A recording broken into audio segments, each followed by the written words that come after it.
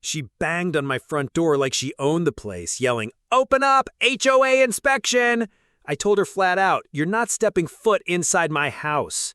Her face twisted red, and before I could even close the door, she was already dialing 911 on speaker, shouting, "We've got a trespasser refusing orders! Send police now!" My stomach tightened for a second. Then I remembered who picks up every emergency call in this county: my wife. The silence between Karen's screams and the operator's calm voice was electric. She had no idea she was about to walk straight into her own trap. Karen puffed her chest out like she had already won, pacing my porch and shouting into the phone, "Yes, send someone fast! This man is dangerous!" I leaned against the doorway, almost amused, because I could already hear the faint smile in my wife's voice as she replied, "Ma'am, can you confirm the exact emergency?" Karen didn't recognize her at all. "The emergency is this criminal won't let me inside his house. I'm with the HOA. I have rights." There was a pause, then my wife's tone shifted, sharp and professional. "So, you're trying to force entry into his private home?" Karen froze, stumbling over her words. No, it's an inspection." I kept my arms crossed, waiting, because Karen had no clue the woman she was lying to was already sending a very different kind of response to the scene. Karen's confidence started to crack, but she doubled down, waving her phone in my face. "The cops are on their way. You'll regret this," she hissed. I just shook my head. "You really don't know who you're talking to, do you?" Her eyes narrowed, confused, but before she could answer, a patrol car pulled up at the curb. She straightened instantly, plastering on a smug smile, ready to watch me get dragged away.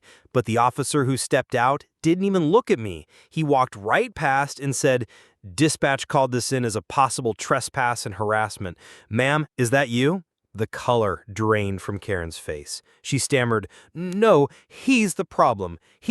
But the officer cut her off. "Funny, because the dispatcher already flagged your description before we even arrived."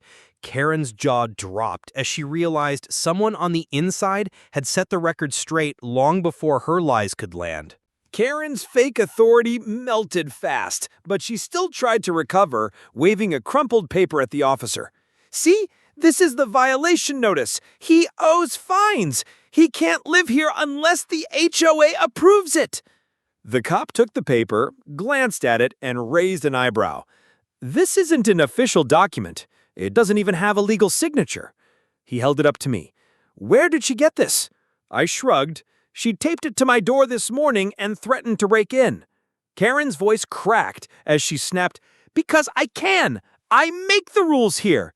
That was the moment my wife's voice came crackling through the officer's radio. "Unit 12, be advised, we have multiple reports of this same woman impersonating HOA authority in the neighborhood. Possible trespass pattern. Proceed accordingly." Karen's eyes widened like she'd seen a ghost, finally realizing the very person she called for backup was the one exposing her in real time. The officer's whole stance shifted. He wasn't buying a word from Karen anymore. He stepped closer, firm but calm. "Ma'am, I'm going to need you to stay right here." Karen panicked, grabbing at my fence like it could save her. "Wait, you don't understand. This neighborhood belongs to the HOA and I run it." Her voice cracked, desperate now. The top shook his head. "The dispatcher already confirmed the property records. This home doesn't fall under any HOA jurisdiction." I let out a slow breath and said quietly, "Told you, you're not stepping into my house." Karen spun toward me, face trembling with rage. "You set me up," she screeched. I almost laughed. "No, Karen, you set yourself up the second you called my wife." The officer's radio crackled again. "Copy that. Charges may include harassment and false reporting." Karen's bravado vanished, her lips quivering as the trap finally snapped shut. Karen's hands shot up, as if she could talk her way out. No, you don't get it! I was just protecting the neighborhood! He's dangerous! Look at him!" She jabbed her finger at me, her voice shrill. The cop didn't even flinch. "Ma'am, dangerous people don't calmly stand on their own porch while you scream at them. You've wasted police resources, and that's a crime." Her mouth opened, but nothing came out. Just then, another voice came through the radio, softer, but with an edge only I recognized. My wife's. Unit 12, just so you know, the homeowner is my husband. He's fully cooperative. The complainant is the only problem here. The officer gave me the smallest nod, then turned back to Karen. So you called 911 to trespass on a home that isn't yours.